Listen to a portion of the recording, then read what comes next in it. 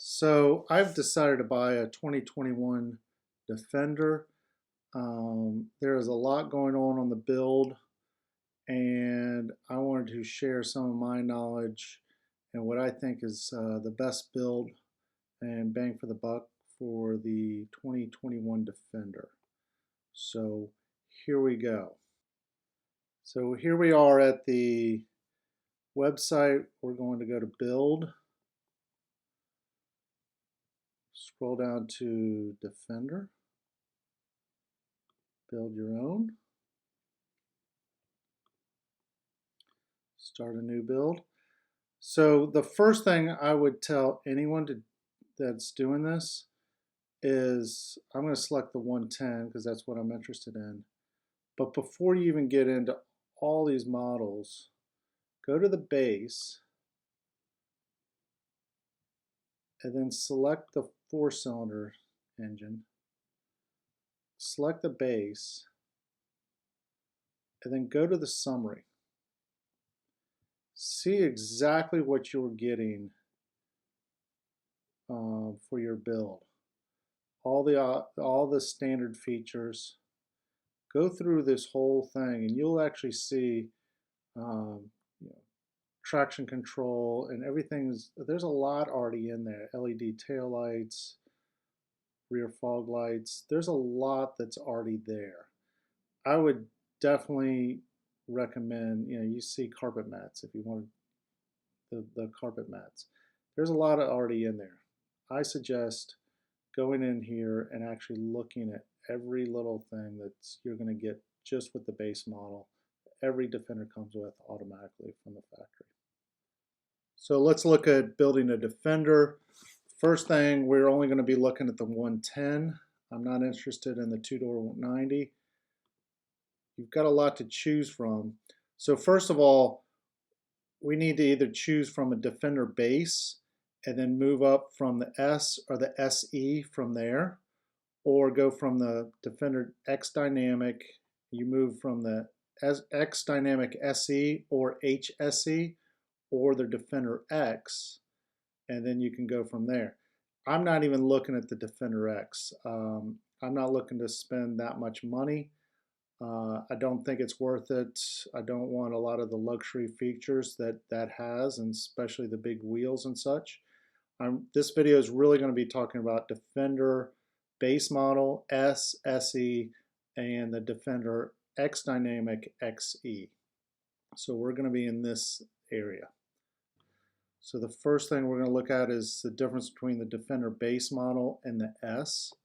So we're going to select the base, and we're only going to look at the 4-cylinder engine. So there's two engines. There's a 4-cylinder turbocharged gas engine, and then there's a 6-cylinder inline 6 that's a mild hybrid electric. There's advantages and disadvantages to both, but for right now, the base versus the S, we're just going to look at the 4-cylinder engine. So let's look at the base. So let's look at the difference between the base model and the S model. There's a $3,300 difference. So what are you going to get for your $3,300? So the base model, you have to get only the steel wheels. You can get more different wheels, but you have to pay for them. The headlights do not have high beam assist. The seats are restricted to a cloth only, and they're 8-way adjustable seats, but you can't even upgrade those. And as long as as well as the instrument panel, it's all analog. It's not digital in the middle.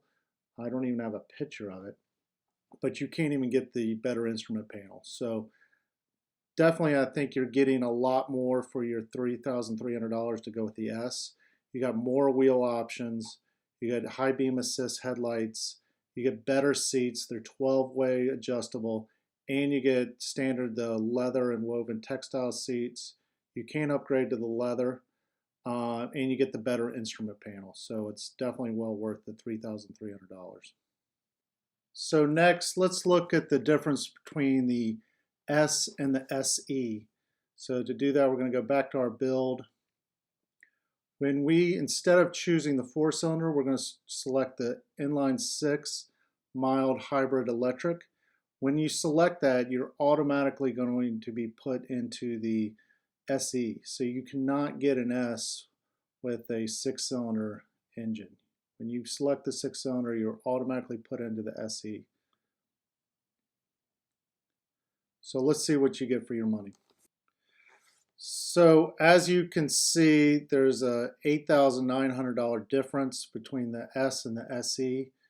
So what do you get for your $8,900? You get the upgraded headlights with the daytime driving headlights right here. So this little LED is on while it's daytime driving.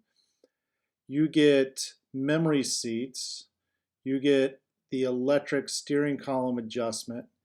You get upgraded to the better stereo system, more speakers, 10 speakers. You get the clear sight rear view mirror. You get the fog lights, and you get the inline 6 mild hybrid engine. So two options are not even available on the S. So you cannot get memory seats on the S. You have to get the SE, and you cannot get the electric steering column adjustment on the S. You have to get that with the SE. They're not even available. But let's just assume they were available and they were $400 each. All these would add up to about $2,400, which basically gives your engine about a $6,500 increase. So that's what you're getting for $8,900. You're getting the better headlights, memory seats, electric steering column adjustments, better speakers, more and better speakers, uh, the rear view mirror, camera, fog lights, and the bigger engine. X Dynamic SE, and see how that compares against the regular SE. So again, we're going to select the X Dynamic. It automatically makes us choose the 6-cylinder. And again, I'm not even going to talk about the HSE. I just want to talk about the SE, X Dynamic, and how it is different from the regular SE. All right, so let's look at the difference between the SE and the X Dynamic SE. There's a $2,800 difference. The first thing you're going to get is the ebony headliner. You're automatically upgraded to that. You get body color door handles, which I don't really understand because every picture of the Defender I see has body color door handles, so I have to look into that more. You get some X Dynamic badging on the outside and on the seats, some seats, more interior seat colorways, a little bit of different finishers, and you get the recovery points in the back bumper. So I don't think you really get a lot of money, a lot for your $2,800. It's really just some badging. With the 2021 that I don't really know is the rear differential. It was an option. This is the 2020 catalog, but on the build for the 2021, it comes in at no charge. I'll show that during the build process. But this might be something that Land Rover has just decided it's easier to give all the Defenders active rear differential because it's easier just for production reasons than to make it an option. Really got to look out when you're building one of these is the terrain response too. The vehicle already comes with terrain response, and this is just adding some more different terrains. It's probably not necessary, but I would think everyone's going to buy this. It's a $750 option, but I think you're probably going to want it for resale value and such. You probably really don't need it. It's just software. Everything is in there. It's kind of like Tesla selling the automatic pilot. All the guts are in there. It's just software. They're just turning it on. I don't think you're really going to use the setup for automatic settings or anything like that. You're going to put it on sand or mud or ruts But like I said, a bunch of those already come standard, but you're just getting a couple more of them. Another issue is the power sockets. It says in the 2020 brochure there's a USB and 12-volt power sockets for every row. Although there's a smoker's package, and even though it's only $80, it says it adds a 12-volt power socket and a ashtray to the center console. Now I don't care about this ashtray, but I definitely want the 12-volt power socket there. But it says it's already there base, so that's something to look into. The 12-volt power socket, um, on the standard features from the base unit all the way to the X, it says power socket pack 1 for all the Defenders. So I'm thinking that it's already got one in there and you do not need to order an extra one. It's probably just the ashtray. Another issue every buyer is going to have to think about is the engines. For the US market, we only have two, the 4-cylinder turbocharged or the inline 6 with the mild hybrid electric. The 6-cylinder has about 100 more horsepower, but the 4-cylinder still has 300, almost 300 horsepower, which is not that bad. It for me, I'm a little wary of the inline 6 with the mild hybrid. It's first generation tech for Land Rover, which is not always a good thing. I like the 4-cylinders, even though it's got a turbocharge, it's got a little less going on electronically. Talk about battery life and just long term, what's going to hold up better. I think everyone needs to just kind of weigh the pluses and minuses for each engine type. Let's take a look at my build. My goal is to get the most bang for my buck. And let's get started. I'm going to go with the 110. I'm going to go with the base. I have elected to go with the 4-cylinder turbocharged engine. I'm going with the S. I like the white. I see no reason to get another color. I do like the gloss black signature. So it's actually $1,200. You get the box blacked out, you get the A trim, A pillar blacked out, and then you get a black roof. I do not like the black exterior pack. You get the Defender letters in black, this one part of the grille in black, but the checkerboard on the hood is actually gloss black. I like the matte black, so I'm elected not to do that. I don't think it's worth it to upgrade for the daytime driving lights for the LEDs right here. So I'm going to elect not to do that, but I do want the fog lights for $200. I like the 18-inch wheels that are black. I want bigger tires, BFG Goodwrench all-terrain TAs after I receive it, so I'm not going to get the off-road tires. And I like 18-inch wheels so I can get as much rubber sidewall as possible. I like the black. I do like the steel wheels, but I'm not in love with them. Plus, I do not like the center cap that's all plastic. I like all this, the aluminum, it's all metal.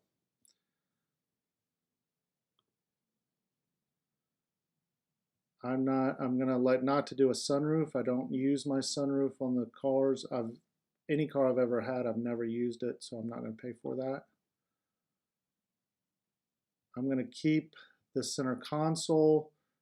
I do like the lighter fabric, the leather texture fabric.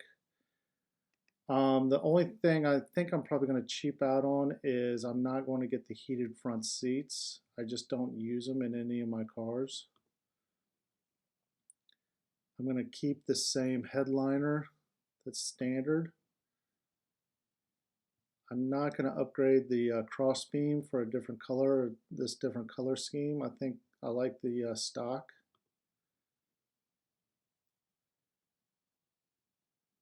heated steering wheel, you can't just get a heated steering wheel. You have to get the whole cold climate package with the heated washer jets and the heated windscreen. That's a $700 option. I don't live in a cold climate, so I'm not going to get that. I do want to upgrade to the Meridian sound system.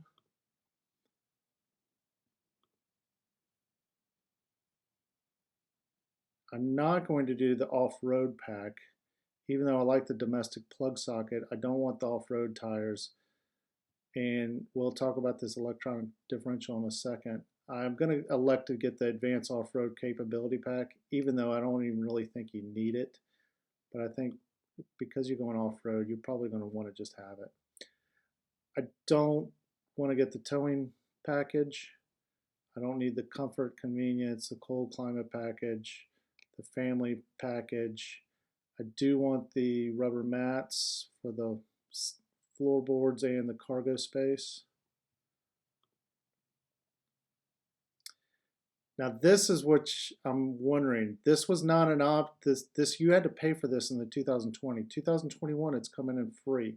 Is that a glitch in the system or are they just giving that for free? I don't know, but I'm going to click on it. Again, I don't want any of this stuff.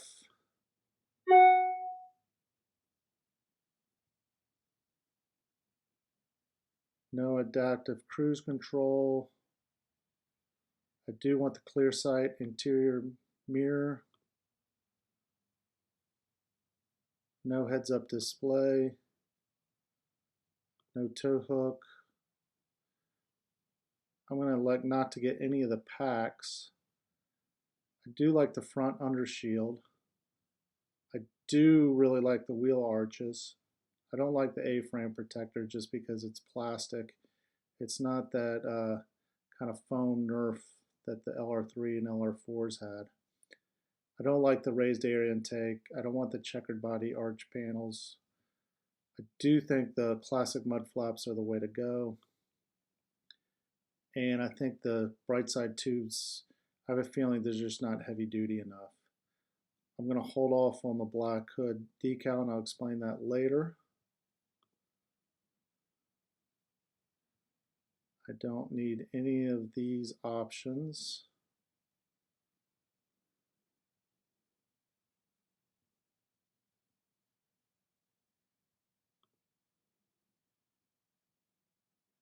I'm going to hold off on the roof rack. I might come back and get that at a later time, even though Front Runner, a third party, has one with a fairing that keeps down the noise, so I might elect to get that one instead. I don't like the side mounted gear carrier and I do not like the side ladder. If I was going to get crossbars, I would probably get Yakima.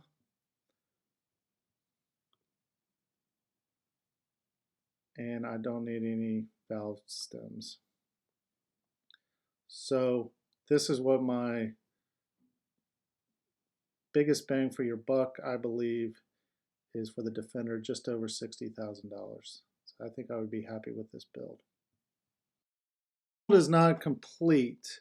Still want some extra accessories, but I think there's a better place to get them than from Land Rover. There's a small company in the UK called Powerful UK, and they make accessories for Land Rover vehicles. And I'm at their website, and they make some items that I want to get. So let's cover those now. So the items I want from Powerful UK are the matte black letters. Yes, I'll be just taking off the letters off a brand new car and putting the new ones on that are black. I like this better than that $600 option. It won't get the black part on the grill, but at least get the letters. That's only $35. They make actually a longer decal for the bonnet that comes down and is more in line with the black checker plate. It's a little longer. It's only $102. And then the rear bumper checkerboard, there's basically a checkerboard that goes on top of the bumper. You can't buy this separately from Land Rover, but they offer it for $135. And then they actually sell the rear bumper toe loops with and a trim. So they actually made a little trim piece to make it a little nicer when you take out these notches and install the bumper loops. And they're only $130. So I think that's a really good deal. In place, I want to get some accessories as soon as I take delivery is Lucky 8. So they make a few things. The first is the Proud Rhino lift rod, so you can get a 2-inch lift. Again, I'll be putting on some BFG all-terrain uh, 2s on there, so I want a little higher lift. Also will want the offset, the oversized tire handler for the back. And then what I really like is their rear ladder. It's all metal steel, goes on the back. I think it's a little sturdier and it's a little more of a throwback to the original Defender. I like that one a lot better. So I hope this video helps understand ordering a Defender. I know most people will just go to the dealership and whatever they have on the lot, they'll choose from that inventory. But this video really explains the difference between the base, the S, the SE, and the X Dynamic SE to see which is the best option for you.